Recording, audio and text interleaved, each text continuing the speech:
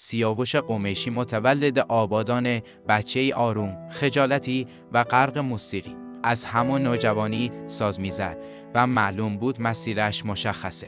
برای اینکه یه موسیقی رو جدی یاد بگیره، رفت انگلیس و اونجا توی گروه‌های مختلف کار کرد و کم کم فهمید صدای خودش چه رنگی داره.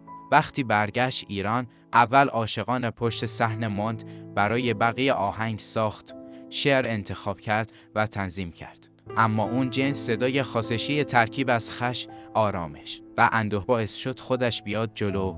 همین شد که آهنگ‌هاش یکی تبدیل شدن به بخشی از خاطره جمعی، از سبک قدیمی توش تا کارهای مدرن توش. اگه تا اینجا ویدیو بودی لایک و ساب یادت نره. بعد از انقلاب مجبور شد از ایران دور بشه و کارهاشو از خارج منتشر کنه، اما چه داخل چه خارج همیشه یه ارتباط عجیب با شنونده ها داشت. انگار از پشت آهنگ ها دست میذاره روی شون آدم و میگه میفهممت. سیاوش آدمیه که نه اهل حاشیه بوده نه خودنمایی. بیشتر وقتش رو صرف ساختن موسیقی کرده و هنوزم همون شخصیت آروم و کم حرف باقی مونده. آهنگهاش برای خیلی ها نه فقط موسیقی، بلکه یه تکیهگاه احساسی، جور آرامش تلخ خوشی.